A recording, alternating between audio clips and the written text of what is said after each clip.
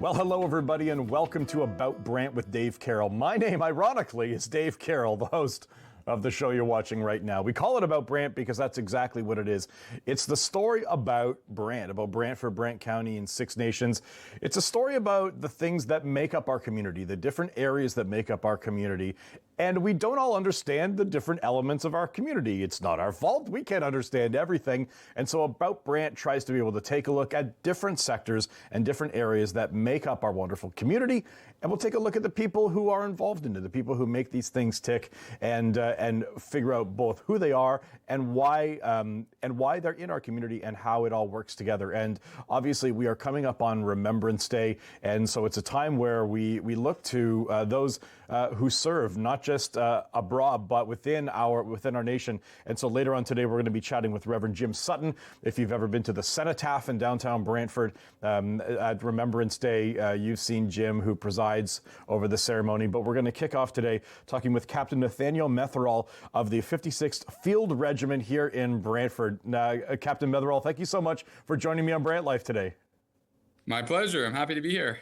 Well, listen, you and I were just chatting a little bit before we got rolling here, and you said something that many different sectors of the community that have come and sat around my table, you virtually have said, many people wouldn't even know that because there are so many areas of different things that people don't know. And one of the things you were saying is many people don't realize that members of the 56th Field Regiment, right, they're out of the armories that we pass at very slowly because of construction these days, are actually deployed right now. Maybe just share what's going on with the 56th Field Regiment and that we have people deployed. That's fantastic. Absolutely. My pleasure. So, as we discussed there, but there's actually about 24 people presently that are no longer with the unit because they're overseas. Most of them are all in Latvia at the moment. For those who aren't aware, Canada is spearheading a battle group, which is a NATO deterrent to Russian aggression in the Baltics. And presently, we have about 12 that are presently in Latvia serving in various capacities as gunners and in other support roles. And then we have 12 more that are doing workup training, ready to go. So one group will come back, and then the new year they will send another group. So we're very active. That's 24 members, or roughly. It might be 23, something like that. But they're local people from our community that live, in our neighborhoods, in our streets. They go to the armory, on a regular basis that you drive by, and they're actually presently actively serving our country abroad. And that's a very important thing. I think would be great for our community to know more about. Yeah, it's not a museum. We have a wonderful Canadian Military Heritage Museum, but that's not what the Armories is. And it is an active base. Tell me maybe a little bit about the history of the 56, because it's got a really incredible history that's important not just for the past but for the present. Absolutely. So right back to Confederation. I mean, you could even take it back to the militia units that served during the War of 1812 and the settlers. But 56 Field specifically perpetuates many of the units going back to early Confederation.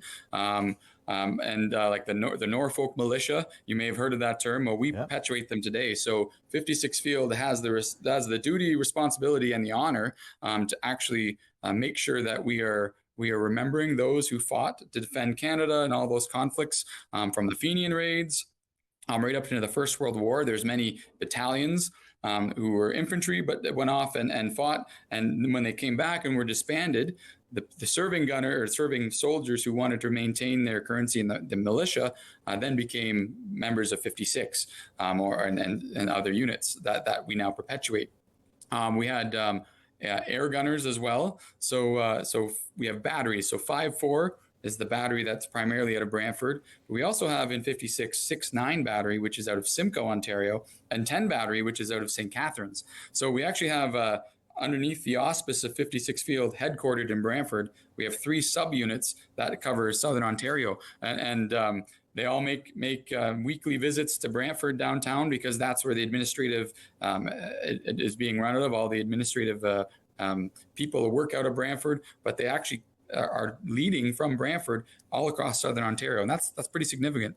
So when we got a hold of the 56th and we said we were doing a show about this, all arrows pointed towards you, and they said, you know who would be great at this and has a real passion both for the present but also the history of it is Captain Metherall. And I can tell just watching you talk that like you feel like the kind of guy when someone asks you about this, you're like, perfect. I love talking about this. Yeah, for sure. Why does that light you up? Well, I think personally, I just think we are connected to the past. There's an invisible cord that we don't see, but it connects us all presently, but also to those who've gone on before us. And the uniform that I wear is a uniform, like you've heard the saying, if I see a little further, it's because I'm standing on the shoulders of giants. And I think that's so true of a unit like 56 Field, or the things we take for granted, just in our, we talk about freedom, we talk about democracy, but all of those things that we enjoy today, we have because of what others have served and done in the past. So I think I get excited because, I like our community. I like Canada. I'm a proud Canadian, and what better way to recognize and show my support for Canada than be excited about the accomplishments we've done in the past. So I think if there's any passion there, it's from the appreciation for what our ancestors have done in our founding, our people who founded our community, like Brantford and all of the things that they've done for us. It's our way of sort of honoring and paying homage, and that's why it's such a privilege to share. In the other parts of my life, when I talk about things that are more principles or ideals, and sometimes people their eyes can gloss over a little bit, but it isn't until you I always say it's not until you put a pair of pants on it that it becomes human. And I know being able to make sure that the names that need to be there are now engraved there on the cenotaph has been a project. Why is it so important to be able to not just see the names en masse, but how important is it to be able to look at the individual names and to be able to even hear some of the stories that are represented on the names that are there? Why is that important? I think it's so important because for many of these soldiers, you think about the people that lived in our streets and our neighborhoods who went away to war one day and then simply disappeared, either killed in action, missing in action, and they didn't come home. And it was so definite. And that loss is so great. So when you see a name inscribed permanently, it's comforting to know that won't be forgotten and that we won't forget. And that's why we say, lest we forget. And that's why we're intentional about, you'll hear sometimes they read off each and every single name. They talk about the units. They talk about key battles or key events of significance. And that's because we don't want to forget that, because there's something beautiful about remembering the sacrifice and honoring it in that way. Because for these young kids, these 18-year-olds, 19-year-olds who went off and they believed in what they were doing, they wanted to defend Canada, and all of a sudden for them just to simply be killed and all of a sudden no more, how shocking that is to the families, the communities that were left behind. And so as a way sort of to honor that, we simply remember. And I think as long as we remember, part of their story lives on. And I think that's a significant piece. They live through us, those who perpetuate, as whether it be 56 or those in the community who show up on Remembrance Day or those who walk by and read their names. They are living on. So I think that's important. Let's talk a little bit about almost reciprocal involvement. What role does the 56 play in the ongoings of the community in Brantford, and what role can the community play in the ongoings of the 56th? Great question.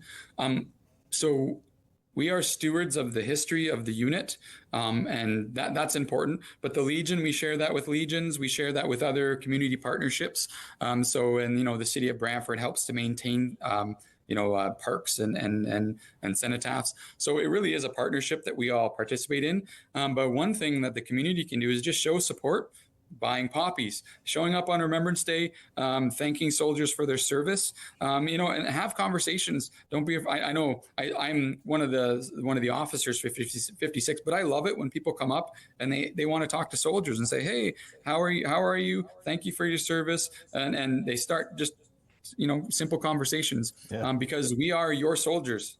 we are there ultimately. Our first line of duty is to defend you and our community, right? And we do the things to defend others who can't defend it. So, when people are running from danger, we're often the ones that run towards it, Yeah. right? When people who can't serve because they're elderly or they're too young, well, that's when we step up to do our job. So it is showing gratitude just to recognize that, to talk to soldiers, to wear a poppy, to show up at Remembrance Day, to thank veterans. I think those are all great things that the community can do. And the best part is they don't cost a lot of money. It's just simply being grateful. I always tell people to buy more poppies than you need. Don't complain about them falling off. They fall off so you can buy another one. Buy more. Buy more than you need. And then, Absolutely. just another couple minutes. But I was, when I started from Brantford, born and raised, was working out of town, commuting for a bunch of years. When I was able to work back in town, one of the things that I loved about it was being able to physically come and gather at the cenotaph. And I see it from one perspective. Reverend Sutton sees it from another perspective. From your perspective, what do you see when you see the community gather on Remembrance Day? I see. Yeah, that's a great question. I think I see myself as something bigger. I'm a small entity in something way bigger than myself. And as a community, we come together to pay homage, to pay our respects, and we do the same.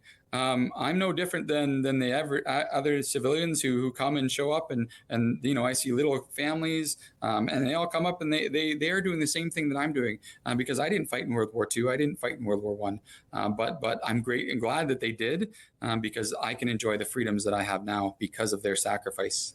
Really, really incredible. So I really appreciate you telling your story, not just the story of the 56, but your story, because I mean, these are, like you said, these are our neighbors and friends. And so, Captain Nathaniel Metherell, thank you so much for being here. We're going to come back in just a second, and Reverend Jim Sutton, who is the Padre of Branch 641 Royal Canadian Legion, who is the one who is up there and sees Remembrance Day from an even different perspective, is going to be here. So we're going to take a quick break, and we're going to be right back on About Brant with Dave Carroll just after this. Thank you.